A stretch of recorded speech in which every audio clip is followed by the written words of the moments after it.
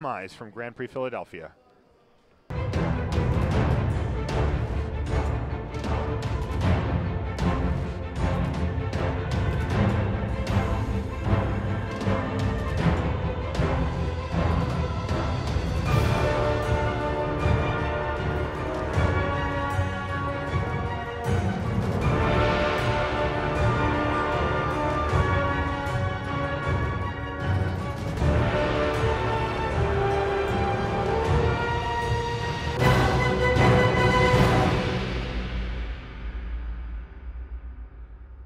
Hello and welcome to the semifinals here at Grand Prix Philadelphia. Marshall Sutcliffe in the booth with Magic the Gathering Pro Tour Hall of Famer Ben Stark, and we are underway in our feature match area. We have the second-ranked player in the world, currently Reid Duke, into the semis playing against Mark Evaldi. It's really been Mark's weekend. You know, he finished the first day of the tournament with 0 losses. And he also won his first draft pod, so he was off to a great start. Stumbled a bit, picked up a couple of losses, but salvaged it and found himself in the top 8. And now he's got to try to beat Reid Duke. Now, Reid Duke has a very controlling deck, Ben, and what you were saying is the quick starts is what's going to beat him. How good is a Minotaur Skullcleaver against him? Oh, it's good. It hits for 4 and then turns back into a 2/2, you know. He didn't have a 2-drop mark, though. So, I mean, I don't think this is too quick a start. Okay. I would call this about a medium speed start. And medium speed's not going to get it done against Reid, right? Most likely not. I mean, it depends on if Reid hiccups at all or not. Okay. That's the other thing. Like, if Reid gets stuck on 3, you know, his whole deck costs 4 or more. So he might not even have a second 3-drop to do. Right. Now, if Reid just goes turn 4 Disciple of Phoenix, turn 5-drop, it's near impossible to beat him, you know? All right, here's medium again. This allows the Minotaur Skullcleaver to get in there, and interestingly, the Fearsome Temper that he played on it not only garners him an attack and damage this turn, but also means that Servant of Timuret gets a little awkward here, right? It's like, you know, Reid has to play this fun game here where, like, if he leaves his mana untapped, he kind of forces Mark to tap out, and Mark, by the way, misses land drop here, and spend the mana so that the Servant can't block. But, of course, Reid loses that. So he needs to add to the board, and then he can get himself into that situation. Oh, let's just change everything now. Yeah, it just shrinks it back to a 2/2. It makes it back a 2/2, but now it can be blocked. Sure. Though, will Reid block this turn? Yeah, and I mean, Mark's got to have – I think I see a Battle-Wise Valor in his hand. I think he's also got a Titan Strength as well. So infinite tricks. I mean, this color combo has access to the most tricks possible. And Reid, I don't think he blocked. He must have blocked because, I mean, Mark wouldn't play this Titan Strength just to deal damage. Okay, I mean, I'm wondering, he's missing land drops here. Like, he's up against it pretty bad here. I think Reid has 3 forests and a swamp but hasn't missed a land drop. So I think he's banking on maybe drawing 1 land here and casting things. You know? I think he just did. I think he drew a forest. Now, did Mark scry to the top? I didn't see. He did it really quickly or he missed it. I'm not sure which one. And but that Nessian Asp is way bigger than anything Mark has out. Mark also doesn't have access to regeneration mana for that Deathbellow Raider, so this could get ugly here. Nessian Asp holding down the fort in a pretty big way, and Mark's going to need, well, he's going to need multiple tricks to get by that Nessian Asp. I know you said he's got the Battle-Wise Valor in his hand, but that's not quite enough on its own. No, it's not enough. And, you know, you can't blame Mark for using Titan Strength over Battle-Wise Valor. Titan Strength, he was able to play the Deathbellow Raider and the Titan Strength. And the Titan Strength's a little bit more frail of a trick. But as it turns out, you know, the Battle-Wise Valor's not enough to get through Nessian Asp, and the Titan Strength would have been. All right, and here it is. Great turn of events for Reid Duke here. Not only does he get to eat Deathbellow Raider, but there's no, you know, Lightning Strike to follow it up or anything like that. He gets to untap with Nessian Asp facing down a lowly 2/2, and again, a fairly comfortable life total at 12. Right. The only thing not going for Reid right now is that I think he drew another forest. Okay. So he has 5 forests and 1 swamp, and we know most of his deck is double black. That's right. 3 or 4 Disciple of Phoenix, 2 Gray Merchant, Keepsake Gorgon, 2 Sip of Hemlock. I mean, there are a lot of double black cards in his deck. Okay. So I think Reid's going to have to hide behind this Nessian Asp until he can find a swamp. Kind of wait it out. Yeah. I mean, it looks like he has a Lash of the Whip in the hand. So he's not facing too much. I mean, it looks like he's casting something else too. Mogus's Marauder, and yeah, you're right. He's going to hide behind the Nessian Asp, but he's going to get in a poke here with the Mogus's Marauder. And if Reid draws that swamp, I don't know what he's holding. It looks like maybe a Gray Merchant. Now, is Reid also like playing around Divine Verdict in any way here? Because, you know, another line that Reid could take is attack with the Nessian Asp and leave back the Marauder to block and just trade for the Skull Cleaver or eat a trick. Yeah, I think Reid really wants to gum up the board because he's got all those Gray Merchants and Disciple of Phoenixes. I mean, at the moment, I'm pretty sure I can make out Reid's hand. I think it's a Gray Merchant, a Lash of the Whip, and a Sip of Hemlock. Okay. So I mean, this game going longer benefits him greatly then. Right, but I mean, with Mark missing all those land drops, Mark's got a bunch of spells in hand too. Okay. There's Elite Skirmisher. So, I mean, that could be problematic. Yeah, if Reid finds the second swamp, which it's pretty unlucky here. I mean, Reid's looking at 6 forests and 1 swamp. Right. I mean, that's not that likely. Yeah. He does get to monstrous his Nessian Asp here unless he finds a reason to fire off that Lash of the Whip. Right. He might want to lash the Skirmisher, because if the Skirmisher gets targeted, even if he lashes it, it'll still get to tap the Asp in the future. Mm-hmm. Obviously, he can use more mana end of turn to do it. He can just main phase lash it if he wants right now. Yes. But if I'm Reid, that Skirmisher's looking pretty threatening to me. Yeah. Certainly the most threatening thing on the board currently. Reid uses up all his mana, though. That way he gets to spend all 7, and now maybe he can play a 2-drop or a 3-drop right, plus and his have lash, of course. Lash. Yeah. No, I like that play of Monster Sting and end of turn. Also, if you draw the swamp, you might not want to lash it anymore. Maybe now you just play Gray Merchant. You've got a lot of defense. Mm-hmm. All right, here's Nessian Asp rumbling into the red zone I think here. he did draw the swamp. Did he? Because, yeah, a Gray Merchant, yeah, there it is, would be pretty nice here. Yep. And there's the Gray Merchant for 3, bringing Reid back up to 15, dropping Mark down to 7 after he took the full 8 from Nessian Asp.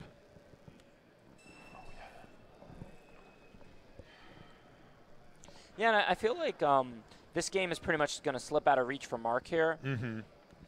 I mean, the second swamp for Reid brings online Gray Merchant and Sip of Hemlock. And with Reid's life total restored to 15 and with a Sip to spare, I really can't see how Mark's going to turn this game. He's facing down an 8-9. He's got Reid's got 2 direct removal. He's got an 8-9 that can block flyers. Mm-hmm. He's got the same amount of creatures Mark has out. Mark's deck is the early game deck that Reid's deck was scared of, but he didn't make a 2-drop. His 3-drop only had 2 power. Reid did have a 3-drop, and I just think this game is out of reach at this point. It does feel like it, and this is very similar to what we faced in the first round, right? Mm-hmm. I mean, we saw Pierre-Christophe Mondon have kind of a similar like heavy red deck that just didn't have any big punch going forward, and so far Mark is in a similar scenario. Now we know he's got a really nice top end though, with like a Stormbreath Dragon and such. Here's a Faragax Giant. If you're sitting at 15, do you just take the hit here?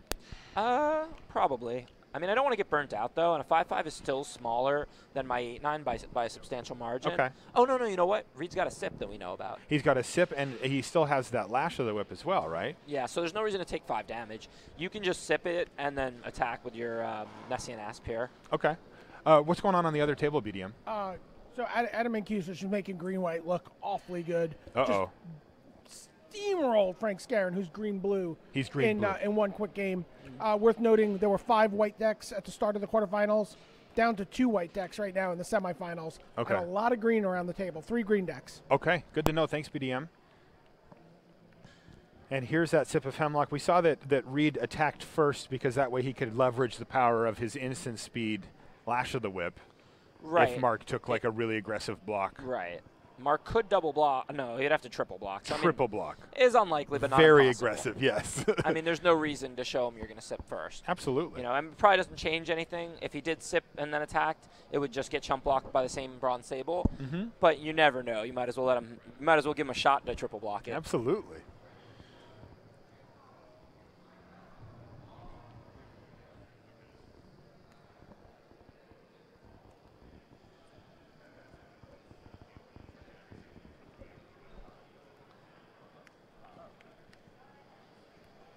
All right, Mark's going to play Rage of Perforos on Gray Merchant, which takes away a potential attacker, actually, and also reduces Reid's devotion down just in case there's another Gray Merchant around. But really, it's the Asp, right? I mean, that's the problem. How's Mark going to win this game? Right. He also got a scry out of that, I suppose. So, yeah. Maybe he's digging for a card like a Divine Verdict or something. Yeah, I mean, all Reid has left is a Lash of the Whip, but, I mean, he's got an 8-9 in play. Right. How can a red-white deck beat that 8-9? Yeah, Divine Verdict, Chain to the Rocks. I mean, there's a few cards, but, he's got to dig to find them. I think that was part of the impetus, and there we go. So if he had not have killed that Gray Merchant, he would just be dead here. Instead, he's going to drop down to 2, and he's almost dead here. Does Mark have a Chain of the Rocks? Oh, let's take a look. Yeah. Oh, he does. He actually does. What a Boros stack here. Yeah. Stormbreath Dragon, Chain of the Rocks. Yeah. Does he have any other goodies? Take a look. What's he got in that bag? Heliod's Emissary? This is a nice little deck. Unfortunately for Mark, it didn't get there this time. The power of Nessian Asp was too much to overcome him. This is a nice semifinal matchup we have here. I really like Mark's deck, and I really like Reid's deck too. This is quite the match. Reid's deck is sweet, by the way. We've seen it really just – I mean, he didn't even draw some of his really good stuff. He had a perfectly good draw there, but, I mean, you know, we didn't see, like, the Courser of Crufix come out there. You missed game 1, round 1 here where he went turn 2, Solvin Carotid, and then turn 3, he doesn't have to play a land because he's got the Carotid. He tapped the 3 mana in play and played the Courser of Crufix, flipped the top card. It wasn't a land, but he still played a land from his hand, and then after that he hit some land to put into play. Reid's deck is very good. I do remember that. Yeah. Reid's deck is very, very good. Mark's deck is very, very good. Yeah. Like, this is a very exciting semifinal match. But, I mean, Mark's deck, you know, just taking a look through it, I mean, it is really impressive. I mean, he's got the removal. He's got Lightning Strike, Chain of the Rocks, and Bolt of Coronas. Also Rage of Perforos in there, too. Rage of Perforos. I realize that's not the top tier, but... No, but he's got a good curve, good creatures. He's got, you know, Oreska's Sun Guide, Elite Skirmisher. You know, he's got a Crow and Hoplite. You know, just Heliod's Emissary is a real power card. You know, just basically everything you want. He's got the 2-drops. He's got the 3-drops. He's got the pump spells. He's got the removal. He's got a Stormbreath Dragon for power, a Heliod's Emissary. I mean, you know, nice, you know, really good quality decks from both of them. I like that. I love seeing that. Just 2 sweet decks. And I also like how these 2 decks have vastly different strategies in each other as well. I mean, we have a fairly classic, you know, beatdown versus control matchup here. Reid Duke looking to get things to the long game if possible, where his attrition cards can take over and his huge monstrous creatures can take over, where Mark has a nice top end, but he's, you know, he is looking to kind of cinch this thing up after, you know, turn 6 or 7 or whatever. Very clearly defined roles here in this matchup. All right, let's take a quick peek over at our other match here. This is Frank Skarren on the left. And on the right-hand side, here's Frank's deck right here, actually. He's out, he's out, he's out, and he's out. That is Adam Mancuso.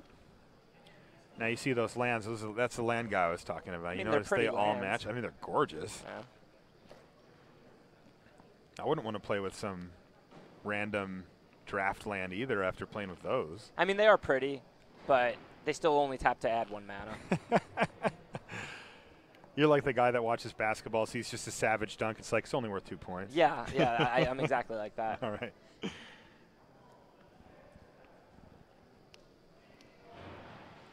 Both these decks look pretty good, too. Yeah, this is a nice – look at the board state here for both of these players, especially over on Adam's side. I mean, those are some powerful cards. Voyaging Satyr, Phalanx Leader, and Nessian Asp. Those are all, like, first-pick quality cards. Yeah, we're seeing Nessian Asp be a stone wall, really. It really is. I mean, it's done this ever since the beginning of the format, and I've had it at best green common for a while now. You could make an argument with Voyaging Satyr. Some people even have said Leaf Crown Dryad. It creeps into the discussion there, too. But I just want my Nessian Asps. Yeah, those are pretty much the big 3. I think Time to Feed is good, but it's a little situational, so I think it pretty much comes in 4th. Sure.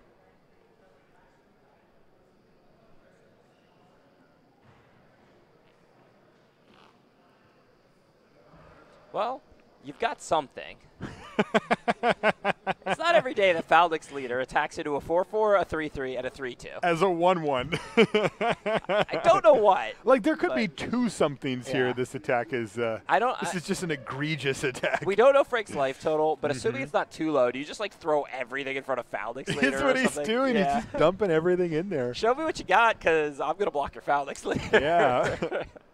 Yeah. Now, the good news, if you're sitting in Adam's seat, is that Frank's tapped out, so there's no surprises here. He gets to just sculpt what he wants to do. No. I believe that there's I think what his hand is, I don't think he has enough mana for both. Oh, he does, the Voyaging Satyr. So he's got Reap What Is Sown, and he's also got, what is it called? A Feral Invocation. Feral Invocation, but is Phalanx Leader going to get to toughness? It's still going to die, right? Let's see here. It's going to get 1, 2, 3, 4, 5, 6. It's going to have 6 toughness. So it's going to die. It's going to die. Yeah, so I mean, this actually doesn't work out that badly for Frank here. He's drawing a card when his Fate Foretold creature dies, and he's killing a Phalanx Leader. He's killing that Feral Invocation. That is interesting. This is a not good attack by Adam here. I mean, I understand that he had all these tricks, and maybe he was hoping Frank would make a mistake. But Phalanx Leader is just so fragile. Why not just attack with just a Nessian Asp? Yeah, just a Nessian Asp. So that didn't happen, though. We're going to keep an eye on that one. I'm sure BDM's all over it as well, but we're back underway in our main feature here. Reid Duke has, well, his ideal turn 3 play here. He's got his Courser of Crufix, his rare, his first pick of the whole draft. Doesn't bother blocking Deathbellow Raider, and Mark misses a land drop. Yeah. Yep. Now, does Reid have his lands? He doesn't see one on top here, but he can. That's a swamp in his hand. Yeah, free to play them from his hand. It's So, going to gain so him a this life game is back. pretty much over. I mean, I hate to.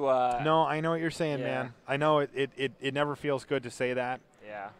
But missing a land drop there as Reid Duke has this into this is just devastating. I mean, I guess Reid doesn't have land 5, I guess. No, does he? Is that a swamp in his hand? I mean. Yeah, it is. Yeah, no, Reid does have land 5. Okay.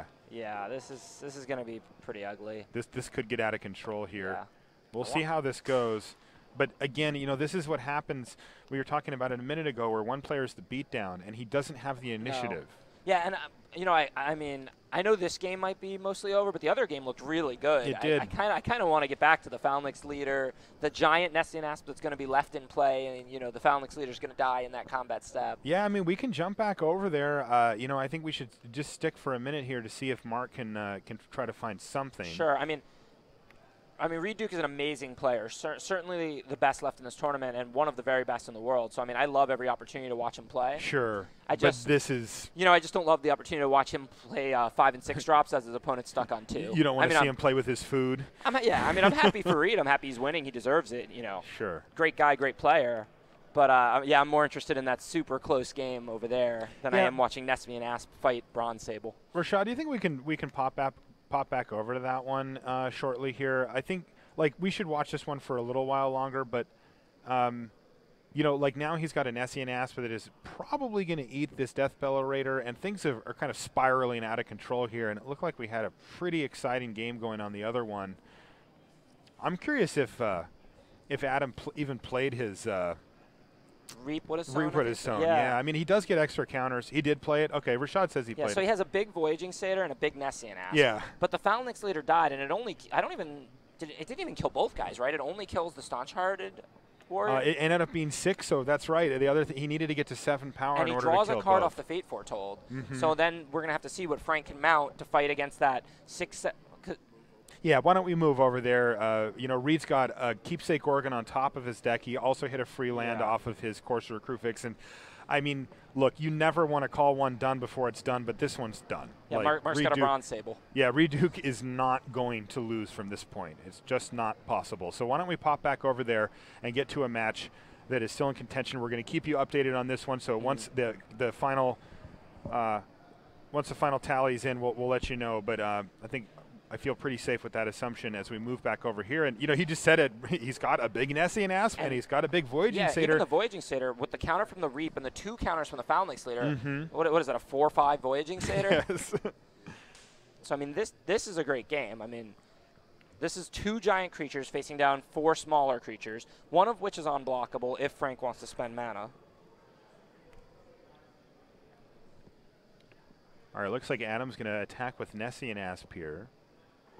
No great blocks for his opponent currently, though there are ways things could get a little out of hand. Right now, Adam has just enough mana to make it even bigger? To make it even bigger. He decides not to. Here, of course, he just says sure, and he's going to presumably maybe go for a block and then a monstrous here. I mean, it's only a 7/8.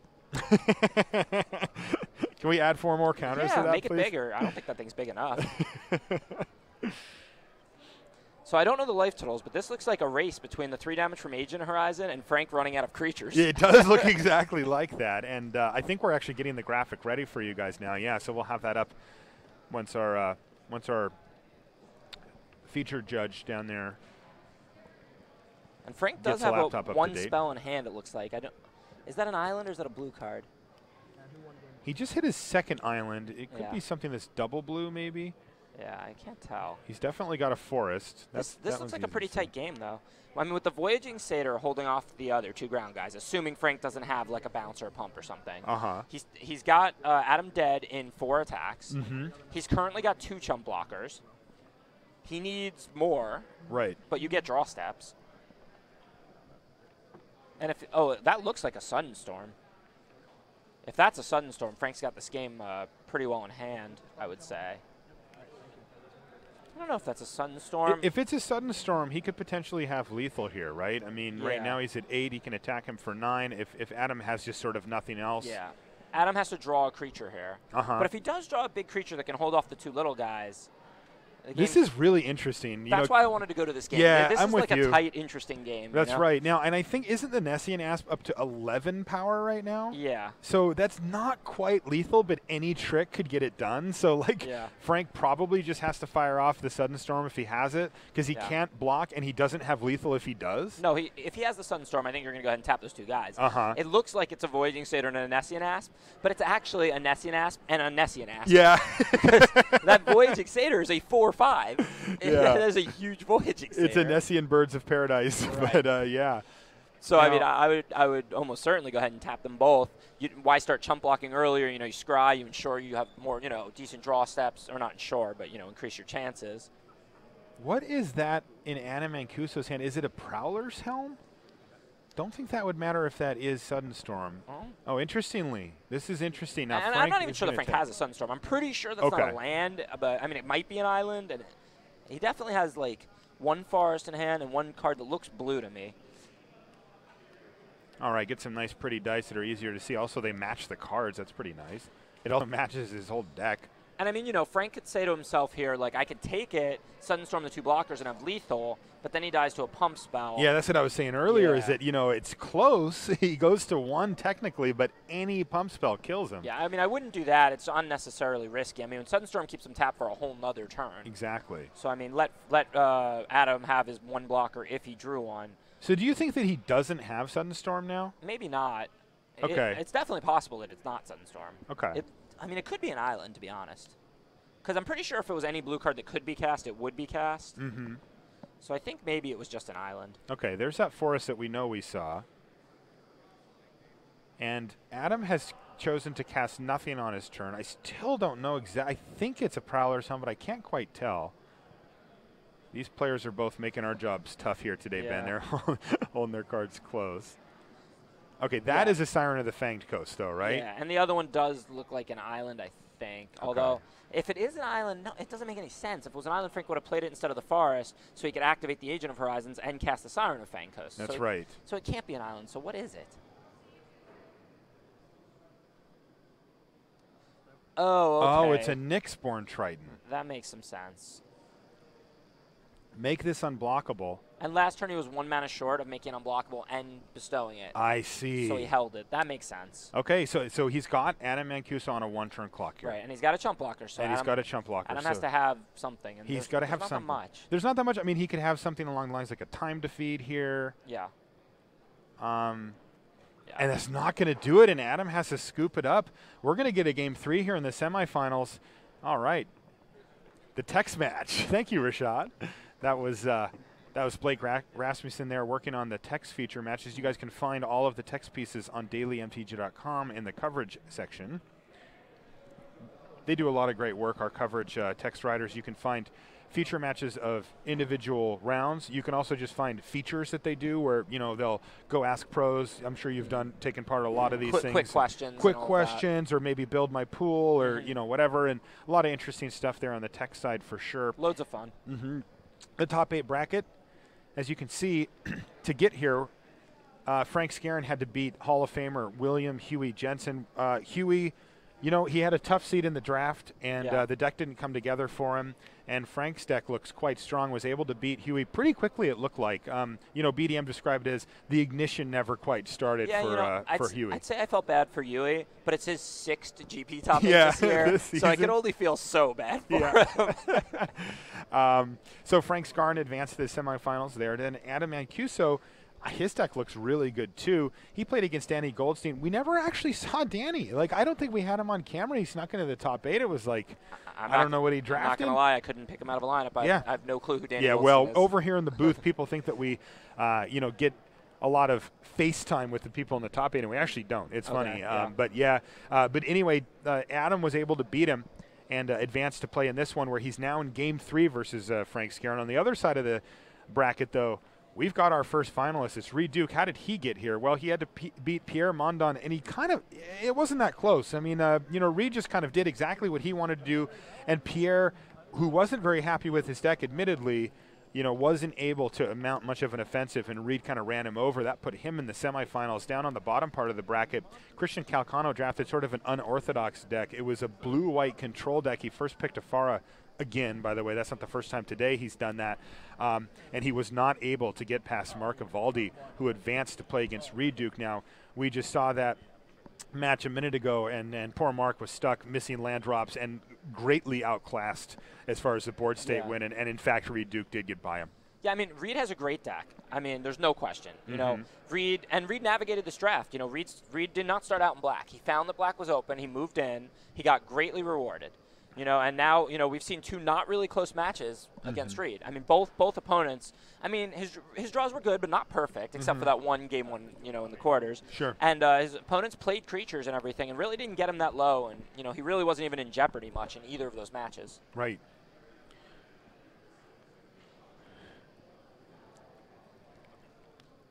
All right, I think we're underway here in the deciding game of the semifinals here. Adam Mancuso is going to be on the play as he lost the last game.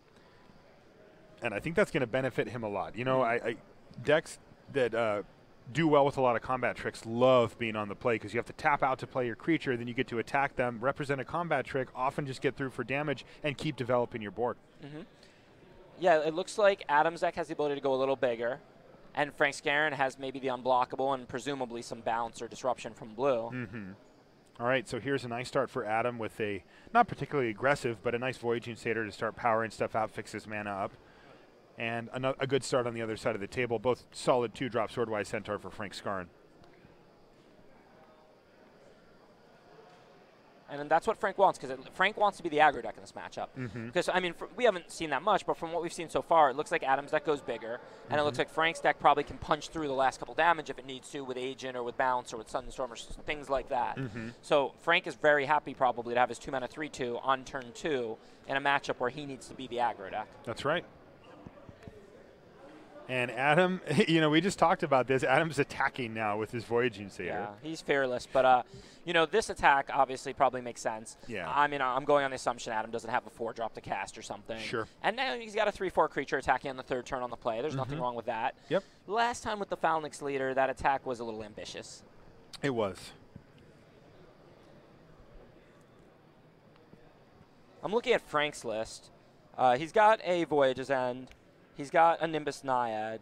He doesn't have a ton of Great Blue Disruption or Bounce or anything like that. Oh, wow. This is a big one here. Hunt the Hunter is going to just eat that Voyaging Satyr and just get ye old 2-for-1 here. Yeah. And it's also going to allow Swordwise Centaur to get into the red zone. Adam knew it was coming. He was putting that thing in the graveyard before it was done. And you mentioned it last turn. He doesn't have a 4-drop to play. He doesn't have one now either. Yeah, his hand looks like it's mostly land. And here's another 3 damage coming in for Adam against Adam. Adam doesn't have Divine Verdict here either. At least he should choose not to use it if he does. And this could get ugly here. Frank doesn't have a ton of pressure, but now he does. I mean, that's 6 power. It's really tough for a green-white deck to remove Agent. Yes, that's a 4-turn clock on its own. Right, so if he takes like another hit before doing things, I mean, He's in deep trouble. I mean, you know, we know that. He's in deep indeed, Ben, and I think that we might see a quick one here. This is a 2-turn clock, like 2 turns of those creatures with nothing else from Frank, and this game's going to be, from Adam, and this is going to be over. Yeah, I mean, I'm still excited for a Frank Skarren Reid Duke finals. You're talking about one of the best players in the world versus one of the best limited players in the world. There you go. I mean, Frank Skarren is held in high regard as far as I know, you know, in booster draft and in limited. Wow, and that makes things even more troublesome.